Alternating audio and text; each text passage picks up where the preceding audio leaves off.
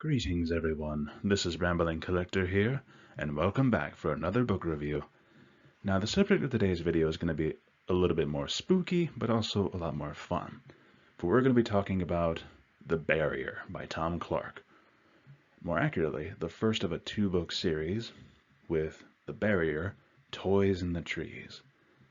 Now, I will admit, it's been a while since I've touched on Tom Clarke's works, and I'm really glad I was finally able to catch up with this one here. Especially because I was feeling in the mood for something a little spooky. And most of all, just tackling more of my indie author TBR has also been a really good thing to do. Let's face it, I've still got a long ways to go, but anyway. Now, for those of you who follow my channel, you'll know I've covered at least two of his works in the past, that being Razor 17 and Fence Line. But this one here was definitely a shocker. But for that, let's get into it, shall we? So first and foremost, the story of The Barrier. Now, for those of you who have read Tom Clarke's novels, you'll know he deals a lot with either police officer work or military operations, all of which gets entangled within the supernatural. And The Barrier, Toys in the Trees, is no different. For what starts off as a routine investigation into a small disturbance at a housing complex quickly spirals into an occultic nightmare involving demons, dark gods, werewolves, and the collapsing of a supernatural barrier, all over the course of a single novel. And if anything, I do appreciate just how rapidly the situation ascended, but I do have my gripes, but I'll save that for a little later. But first and foremost, another great highlight, Mike Coughley himself made for a very fun character to follow throughout the story, along with his trusty canine, Charlie. The uses of other cultures and influences, such as the Mayans, Navajo, and even bringing a name from ancient Greece with Empusa as the revealed villain, those were all really nice touches, and it really shows a lot of research into history, ancient cultures, things of that nature. It was actually really fun to actually do a bit of research on that myself. With Empusa being shown as like a very dark goddess within Greek mythology, but the shoutouts to the Mayans and Navajo was definitely a fun little treat. Empusa as a dark god and as the villain for this novel was definitely a surprise, but as the story went on, it definitely made a lot of sense. But as for the barrier and how that came about, that was a really interesting little plot point, especially with how humanity has kept on poking at this thing for years on end, but different experiments, extreme government cover-ups, things of that nature. It's the typical MO of the government, let's face it. They're going to poke at something unknown, see the consequences, and then try to cover it up. But Mike just being thrown into this after witnessing two of his friends who worked in the police force being brutally murdered and left after like corpse offerings to some sort of dark sacrifice was definitely messed up for sure. And seeing him struggling with that in the beginning of the novel, after the fact, with the first two chapters, that was something to see. And it's really something understandable, especially with Charlie acting as his emotional support animal, in more ways than one, for sure. Now, Charlie was definitely a good boy, and he was absolutely a supportive canine. I liked him as a character, but also just how well he and Mike worked together, almost on a very psychic level, which that is revealed further on. But I will admit, one minor gripe I did have with the novel was the pacing. Everything felt as though it was happening all at once, with everything moving at a rapid pace with what felt like very little breathing room to process. And I say this because after the first 2 or 3 chapters, where we're introduced to this whole nightmare scenario of 2 local cops getting involved in something crazy with a string of murders in a housing complex, only to run into something scary and unknown, with the hanging corpses of dogs, finding occultic symbols all over the place. That was a really good build-up. But everything post-chapter 1, with Mike just recovering from all of that, trying to gain back his reputation, only to come to find out that one of his friends was converted into a werewolf, then finding out about government experiments and a secret cover-up for a hospital that is converting more people into werewolves from a dark supernatural dimension. All of that just rapidly climbs and climbs and climbs. And there were times I had to put down the book or pause for a moment while I was reading to just try and understand the information that was thrown into the story. Because it goes from one plot point to the next at a rapid fire pace. And at some points I had to just pause to breathe. And again, like I mentioned before, just to process. Not to say that that's a bad thing, because it just means that you're really getting into the action right from the start. There's no like slow build up, build up, build up, just waiting for the climax to drop. It throws you in immediately, but that can also be a detriment because it can feel very jarring for the reader, especially if they're not used to a very fast-paced novel like this. The fact that there is a sequel does give me hope that there is a bit more better pacing, as well as a chance to breathe and process more of what's going on for the overall arching plot. But needless to say, this novel definitely has a lot of highlights for it as well, to be sure. But for that being said, though, let's move on. So, bit of a random thoughts segment here.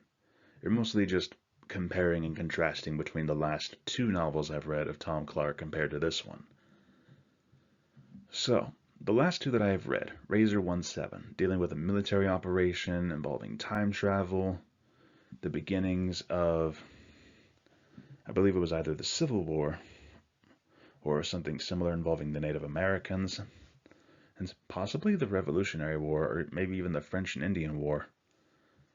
I'm not entirely sure. It has been a hot minute, I do confess, so some of the main points of Razor 1-7 do escape me, but I do remember really liking that one, especially for the influence of time travel, military conspiracies, cover-ups, modern-day soldiers getting involved with ancient struggles. That was definitely a nice one.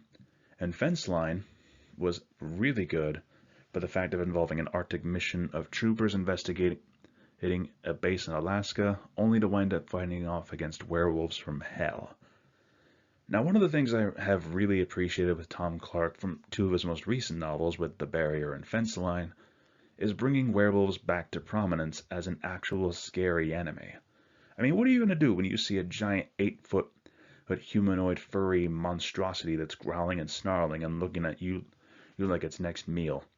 You're going to be terrified of it. You're not going to think, ooh, what a good doggy.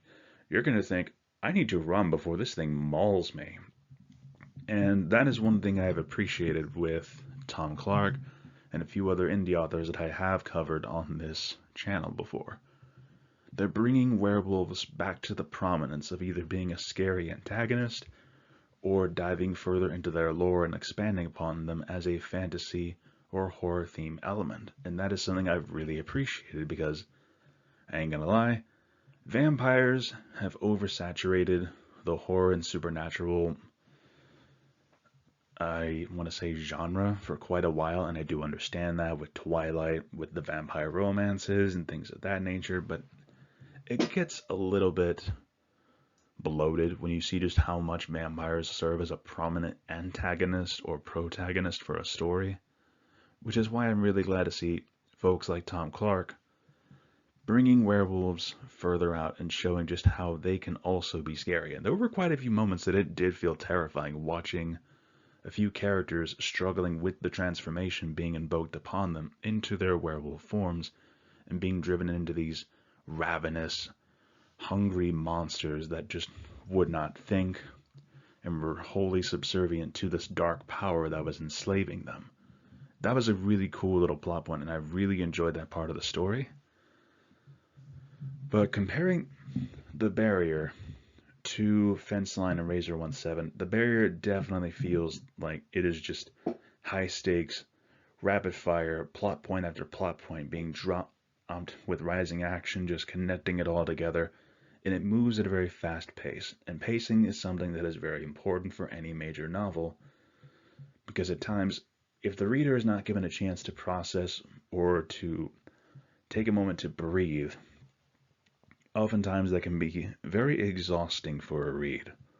And this is not something I've encountered a lot with some of the books that I have dove into, where the pacing has felt just very rushed. This is definitely an example of that. Granted, it's not a major gripe that I have with it. It's at most a minor one, but this is definitely something to always keep in mind when it comes to writing and reading. If it feels very fast-paced, it can feel like an exhausting and mentally draining read. But if done well, then it can be done well. And if it's a purely action novel, that's a whole other thing, where at times it is battle after battle, and depending on how the writing goes, it can feel like a slugfest, but if done well, the action scenes can flow seamlessly, and I do see that a lot with things such as the Black Library novels with the world of Warhammer 40,000, and quite a few others as well. And The Barrier definitely excels at that with the action moments, really pulling you in and making you feel like you are there with the characters, in a sense. It really draws you in and paints a very interesting and horrifying picture.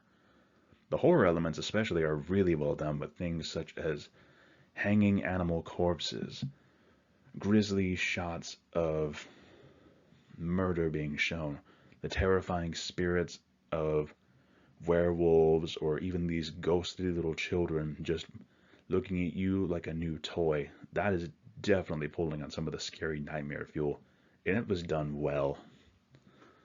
Anyways, I believe I've prattled on enough, so let's move on to the final score for this one, shall we? Overall, I feel comfortable giving The Barrier a solid 7 out of 10 for the overall story. Again, great plot points, really well done action. Pacing was definitely extremely fast and at times could make for exhausting reading. But overall, I have no major complaints with The Barrier.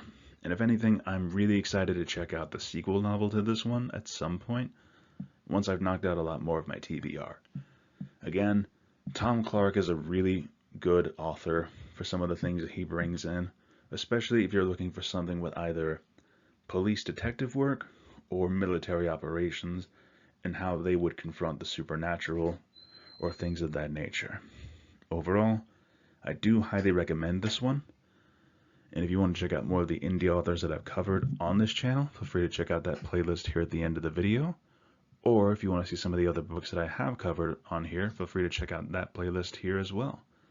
And if you have any suggestions, feel free to leave a like, comment your thoughts down below, and subscribe if you're interested for more. This is Rambling Collector, signing off for now, and I will see you all in the next video. Have a great day, fellow readers.